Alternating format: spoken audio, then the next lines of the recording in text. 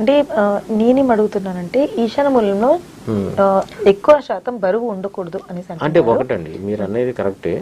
ఈశాన్య మూలలో బరువు ఉండకూడదు అనేది శాస్త్రం ఉన్నా ఈ తులసి సంబంధించింది అంటే మరీ దిమ్మలాగా కట్టేసి గ్రౌండ్ లో అనేది ఏర్పాటు చేసుకోకూడదు. తులసి మొక్కలాగా ఏదైనా చిన్న కుండి పెట్టుకొని దానికి ఆరాధన చేసుకోవటం అనేది దోషం ఉండదు, దానికి ఇబ్బంది ఉండదు. కానీ మేము దిమ్మ కట్టేస్తామండి పెద్దది ఇలాగ. అందుకే మీరు పాత గృహాల్లో ఎక్కడైనా చూడండి ఇంటికి సెంటర్ లో అలా కట్టేవాడు. అంటే మనది ఒకవేళ పడమర గృహం తూర్పు మధ్యలో ఉండేది, తూర్పు గృహం అనుకోండి పడమర మధ్య భాగంలో అంటే వెనక అంటే మన పాత అది.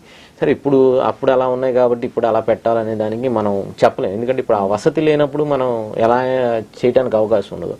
అది సాధ్యమైనంత వరకు ముందు అంటే ఎంట్రన్స్లో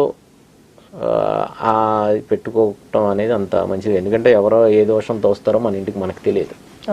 సో తులసి కానీ ఏదైనా దేవత సంబంధించిన మనం నిత్యం పూజ చేసుకునే ఏదైనా వృక్షంకి సంబంధించింది మనం చాలామంది అంటే మీరు అన్నట్టు తూర్పు గృహం ఉన్న వాళ్ళు ఈశాన్య భాగంలో ఇప్పుడు నేను వస్తాను మనకు తెలియకుండా చెప్పులు విడిచి అక్కడ పెట్టేస్తాను, అలాంటి చోట ఏర్పాటు అనేది చేసుకోకూడదు.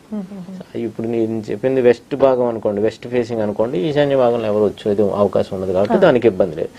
లేదు ఈస్ట్ ఫేసింగ్ ఉన్న వాళ్ళు అనుకోండి, అంటే అపార్ట్మెంట్స్ పర్టికులర్ గా ఇండిపెండెంట్ హౌస్ ఉన్న వాళ్ళైతే ఎక్కడన్నా వాళ్ళకి అవకాశం ఉన్న చోట ఏర్పాటు చేసుకునే అవకాశం ఉంది. అపార్ట్మెంట్స్ లో వాళ్ళైతే సాధ్యమైనంత వరకు దక్షిణ భాగంలో ఎక్కడైనా మన వాష్ ఏరియాలో ఒక ప్రాంతంలో ఏర్పాటు చేసుకోవచ్చు. లేదు వెస్ట్ ప్రాంతం అంటే తూర్పు ఆగ్నేయంలో గనక వాళ్ళకి బాల్కనీ ఉంటే ఆ భాగంలో ఏర్పరచు, లేదు ఇక్కడ ఉండే వాయువ్యంలో బాల్కనీ ఉంటే అక్కడ ఏర్పాటు చేసుకోవచ్చు. బట్ ఏదేమైనా కావచ్చు నలుగురు బయట వాళ్ళు వచ్చే ప్రాంతంలో మనం ఈ తులసి మొక్క అంటే మనం నిత్యం ఆరాధన చేసుకున్నాం అట్లా ఏర్పాటు చేసుకోవడం అంత మంచిది కాదు, అది మాత్రం చూసుకోవడం అనేది మంచి పద్ధతి.